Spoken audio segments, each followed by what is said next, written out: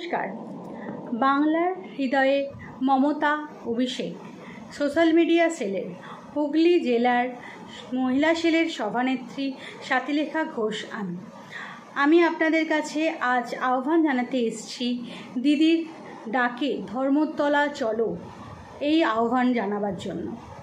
আমরা প্রত্যেকেই 21শে জুলাই দিদির ডাকে ধর্মতলায় যাই এবং সবার সাথে মিলিত হই। এবছরেও আমি চাই আপনারা প্রত্যেকটা সোশ্যাল মিডিয়ার কর্মী এবং দিদির সৈনিকরা এই দিন অবশ্যই 21শে জুলাই দিনটি অবশ্যই মনে রাখবেন। এই দিনটি অবশ্যই ধর্মতলাতে মিলিত হবেন।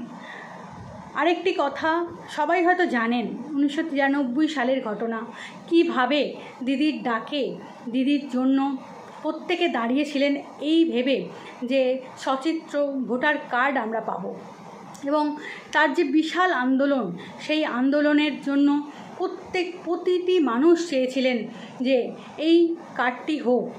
এই আন্দোলনের জন্য অনেক মানুষ দিদির সঙ্গে এগিয়েছিলেন।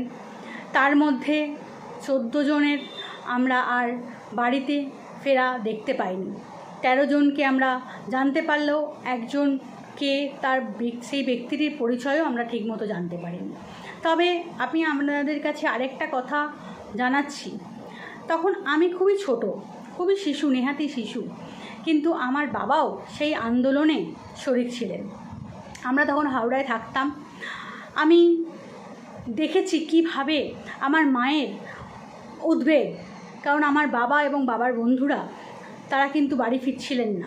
অনেক দেরিতে তারা বাড়ি ফিরেছেন এবং অনেক আহত অবস্থায়। কারোর জামা ছিঁড়ে গেছে, কেউ রক্তাক্ত হয়েছে, কারোর মাথা ফেটে গেছে।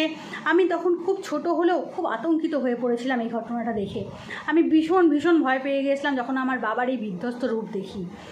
তারপর যত বড় হই তত জানতে পারি কেন সেই দিনটা এরম ছিল।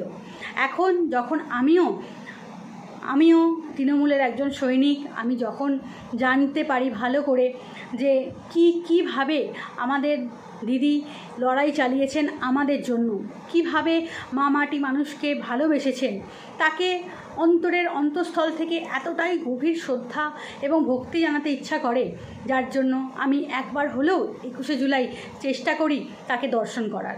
এতটাই ভালোবাসি দিদির সৈনিক হিসেবে, দিদির পাশে থাকতে চাই।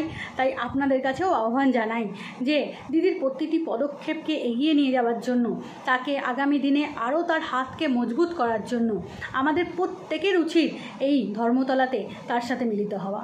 জানি এই দিনটি প্রকৃতি সেইভাবে আমাদের সাথ দেয় না, কারণ প্রকৃতি সেই 13-14টা মানুষকে সাথ দেয়, তাদের সেই আত্মত্যাগের সাথ দেয়, যার জন্য প্রতি বছর কিন্তু এই দিন বৃষ্টি হয়।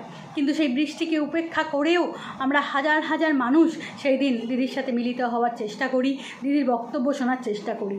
তাই এবারেও আমার প্রত্যেকটা ভাই বোনের কাছে, বন্ধুদের কাছে, বড়দের কাছে, যারা সেই সময় হয়তো সেই মিছিলে ছিল, এখন হয়তো তারা খুব অসুস্থ কিংবা বৃদ্ধ কিংবা কেউ নেই, তাদের উত্তরসূরি হিসেবে আমি প্রত্যেকটা মানুষের কাছে আহ্বান জানাচ্ছি 21শে জুলাই অবশ্যই ধর্মতলা চলুন। প্রত্যেকটা মানুষ যদি আমরা যাই, তাহলে আমরা দেখিয়ে দিতে পারবো যে আমাদের শক্তি কতটা বেশি। তাই দিদির হাতকে শক্ত করতে, মজবুত করতে, তার উদ্দেশ্যকে সফল করতে একসাথে মিলিত হন এবং সেই সব মানুষগুলোকে সম্মান জানাতে, তাদের রক্তের ঋণ শোধ করার জন্য অবশ্যই 21শে জুলাই মিলিত হন। নমস্কার। জয় বাংলা, জয় মমতা ব্যানার্জির জয়, জয় অভিষেক ব্যানার্জির জয়।